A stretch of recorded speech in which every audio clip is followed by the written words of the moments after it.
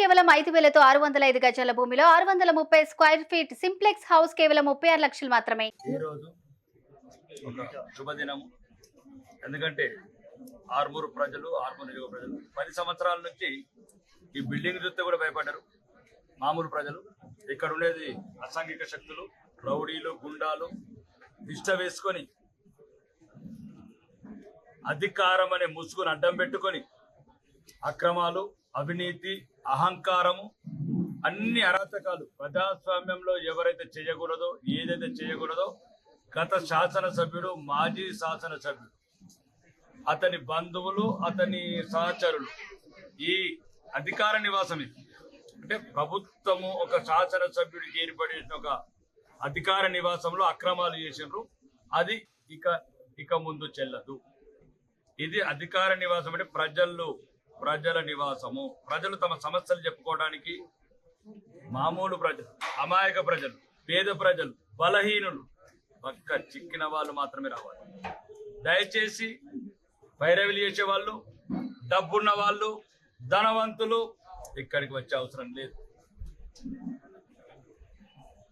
Only ఎవరైతే ఈ రాజ్యంతో హింసపడుతున్నారో, ఎక్కడైతే ఈ అధికార వ్యవస్థ వల్ల న్యాయం జరుగుతలేదో పేదలకు, అవి రెవెన్యూ వల్ల కావచ్చు, ఎక్సైజ్ డిపార్ట్మెంట్ వల్ల కావచ్చు, పోలీస్ డిపార్ట్మెంట్ వల్ల కావచ్చు, రాజకీయ నాయకుల వల్ల కావచ్చు, ఎవ్వరు ఏ సమస్య వచ్చినా ఇది ఒక ధర్మగంట, ఒక ధర్మరాజ్యం, ఒక రామరాజ్యం.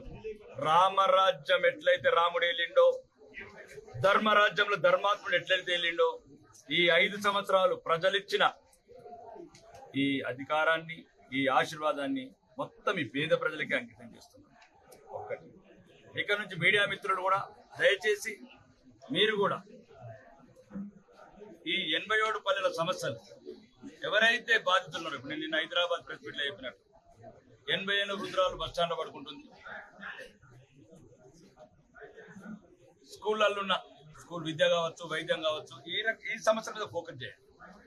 ఎంతసేపు అధికార నాయకుల చుట్టూ, డబ్బున్నోళ్ళ చుట్టూ, ధనమున్నోళ్ళ చుట్టూ, దైవమున్నోళ్ళ చుట్టూ తిరగడం మానే. ఎక్కడ పేదవాడు ఉన్నాడు, ఎక్కడ ఇల్లు లేని వాళ్ళు ఉన్నారు, ఎక్కడ వైద్యం అందని వాళ్ళు ఉన్నారు, ఎక్కడ ఉపాధి అందని వాళ్ళు, వీళ్ళపైన మీరు దృష్టి సారించండి. ఇది నా హంబ్లీ రిక్వెస్ట్ మీకు. ఎందుకంటే ఇది ఆదేశం కాదు, నా విజ్ఞప్తి అనుకోండి, నా ప్రార్థన అనుకోండి.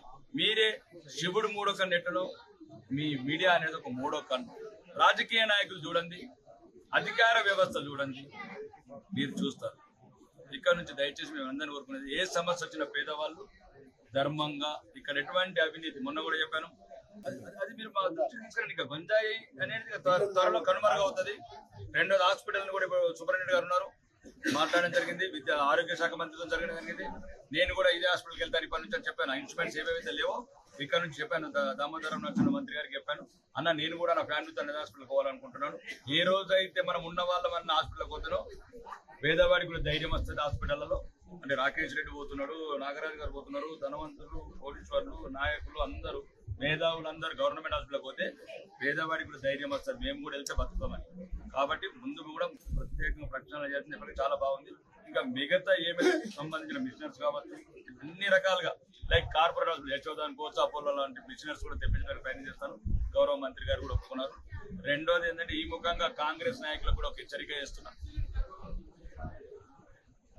నల్లపామును చంపడం అయింది, ఇక తెల్లపాము ఉన్నది. గౌరవనీయ ముఖ్యమంత్రి గారు, మీరు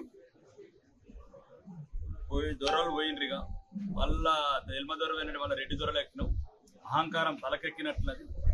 కొన్ని ఏమన్నారు మీరు అసెంబ్లీలో, ఇక్కడ ప్రజలు ఎన్నుకున్న ప్రభుత్వం ఉంది, ఢిల్లీలో ప్రజలు ఎన్నుకున్న ప్రభుత్వం ఉన్నది, కాబట్టి సహకారంకి లోటు రాదని ఆశిస్తున్నామని చెప్పి.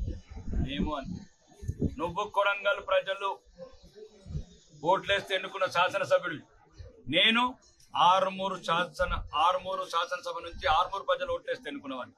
నీకు నాకు సమాన హక్కులు,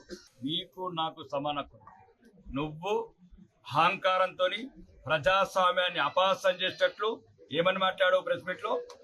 ఓడిపోయిన వాళ్ళు, బీఫామ్ ఇచ్చిన వాళ్ళు అధికార కార్యక్రమాలు రివ్యూ చేస్తారా? మరి నువ్వెందుకు ముఖ్యమంత్రి, మీరెందుకు మంత్రులు? మేము కూడా పాత మంత్రులు, పాత ముఖ్యమంత్రితోనే రివ్యూ చేసుకుంటాం. కాబట్టి రాజ్యాంగం మీద ప్రమాణం చేశావు, రాజధర్మం నిర్వర్తించు ముఖ్యమంత్రి గారు. లేకపోతే ప్రజలు ఆత్మగౌరవం దించిన రోజు నీ ఆత్మగౌరవం తీస్తావు ప్రజాస్వామ్యం. అదే ప్రజాస్వామ్యానికి బలం.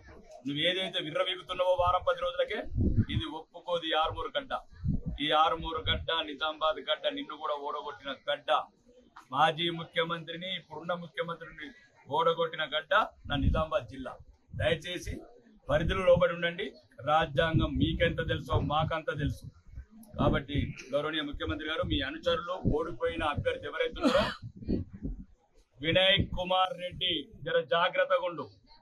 అధికారులను బెదిరించడము, కాంట్రాక్టర్లను బెదిరించడము చేస్తే అక్కడికి పాతోడికి ఒక లెక్క చెప్పినా నీకు కూడా ఒక కొత్త లెక్క అయిపోవాల్సి వస్తుంది. వినయ్, నీకు కూడా ఒక లెక్క అయిపోవాల్సి వస్తుంది. మర్యాదగా ఆరుమూరు నుండి రాజకీయాలు చేయాలనుకుంటే ప్రజాస్వామ్యయుతంగా రాజకీయాలు చేయు. ప్రజలు తిరస్కరించినప్పుడు ప్రజల్లో గుర్తింపు తెచ్చుకో, ప్రజా అభిమానం పెంచుకో. మేమేదైనా తప్పులు చేస్తే మమ్మల్ని నిలదీయు.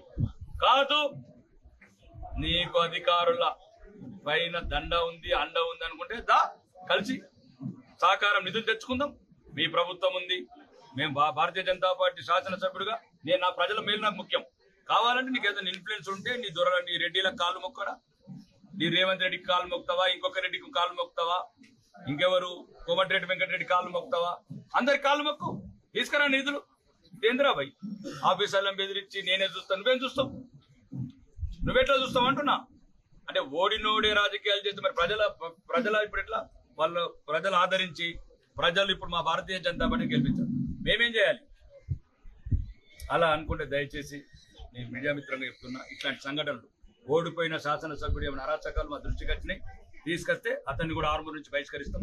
అవసరమైతే న్యాయస్థానాన్ని ఆశ్రయిస్తాం, అవసరమైతే రాష్ట్రపతి గారిని కలుస్తాం, అవసరమైతే రాజ్యాంగబద్ధంగా ఏమేమి సంస్థలన్నీ కలుస్తాం. ఒక్కటి మాత్రం బ్రోకర్ గాళ్లకు, చీటర్ గాళ్లకు, రౌడీ గాళ్లకు మళ్ళా చెప్తున్నాం, మళ్ళా ఏదో ఒక ముసుగేసుకొని ఒకటి పోయింది కాదని ఇంకొకటి తయారైన ఒక కొడుకులారా ఒక్కొక్కటి పని పడతా. ఎట్లా పడతానో ఓడిపోయిన అడుగురు ఎట్లా పట్టినో, ఇప్పుడు ఎవరైతే తెల్లపాము ఉన్నాడో వాడి ముసుగులో ఏదైతే మీరు దందాలు చేయాలనుకుంటారో ఇక్కడ కబ్జాలు ఛాన్స్ 5 ఏళ్ళు ఎట్టి పరిస్థితుల్లో కూడా వాడు ఆట తాగని. ఏ రకంగా మనం చెప్పినట్టు చట్టం తన పని చేస్తే చట్టం చేసుకోబోతుంది, చట్టం తన పని తన చేయకపోతే రాకేష్ రెడ్డి చట్టం మొదలు.